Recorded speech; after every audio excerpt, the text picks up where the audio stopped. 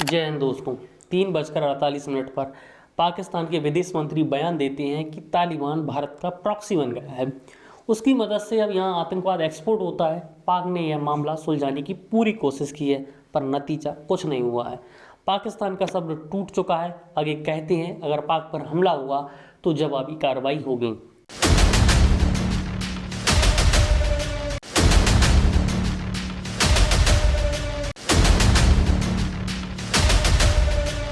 बयानों में वह आगे अफगानिस्तान पर अपने एहसान भी गिनाने लगी और कहने लगी कि मदद का नतीजा यह रहा। अब तो खुली जंग है, अब तो दमादम मस्त कलंदर होगा। पाक की रक्षा मंत्री अपनी एक पोस्ट एक्स पर लिखते हैं, दोस्तों पाकिस्तान अफगानिस्तान में खुली युद्ध की घोषणा हो चुकी है। इस पर हम आगे चर्चा करेंगे। कभी भाई भाई की तरह रहने वाले अफगानिस्तान और पाकिस्तान के रास्ते इस कदर बिगड़ चुके हैं, अब उनके बीच खुली जंग हो चुकी है। और जानेंगे कि इन बिगड़े हुए रिश्तों के बीच ऐसे क्या कारण रहे। इस संकट की शुरुआत दोस्तों 6 फरवरी को इस्लामाबाद में हुए एक मस्जिद में भीषण आत्मघाती विस्फोट से हुई, जिसमें 40 लोग मारे गए और 170 लोग घायल हुए।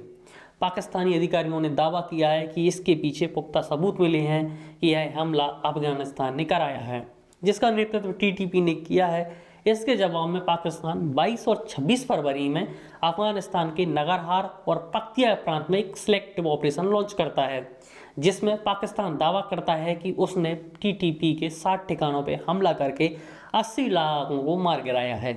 हालांकि तालिबान सरकार ने इन हमलों की कड़ी निंदा की है। कहा है कि हवाई हमले में बच्चों सहित 18 नागरिक मारे गए हैं। पर दोस्तों स्थिति तब और बिगड़ जाती है जब पाकिस्तान की सेना ड्यूरंड रेखा पार कर पाकिस्तानी सैन्य चौकियों पर बड़े पैमाने पर जवाबी हमले करती है। तालिबान प्रवक्ता ज़बीरुल्लाह मुजाहिदीन ने घोषणा की है कि उनके लड़ाकों ने 19 पाकिस्तानी सैन्य चौकियों, 2 बेस पर कब्जा कर लिया है और 55 पाकिस्तानियों को मार गिराया है। और 27 फरवरी की सुबह 3 बजे पाकिस्तान ने ऑपरेशन गजब-ए-हक शुरू किया, जिसमें पाकिस्तानी वायुसेना ने कांधार, काबुल और पक्तिया प्रांत में सीधे तालिबानी सैन्य ढांचे पर हमला किया। दोस्तों पाकिस्तान की सैन्य रणनीति में इस बार बड़ा बदलाव देखने को मिला है।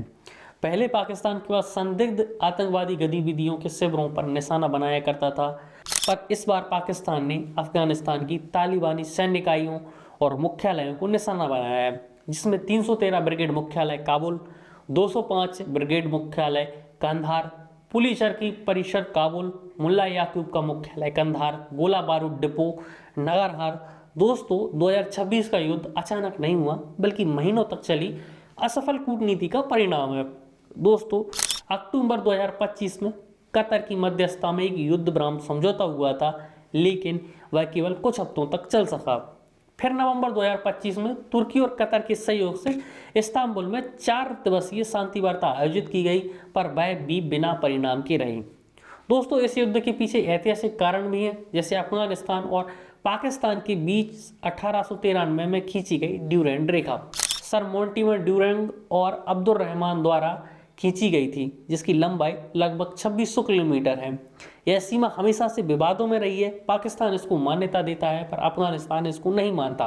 तालिबान का तर्क है कि ड्यूरेंड रेखा पश्तून और बलोच समुदायों को अलग करती है, जो ऐतिहासिक रूप से एक ही क्षेत्र के निवासी हैं। इसी सीमा की छोटी मोटी झड़प अब युद्ध का रूप ले चुकी हैं। इन दोनों देशों की शत्रुता का एक और कारण है टीटीपी, मतलब तहरीर तालिबान पाकिस्तान का मुद्दा।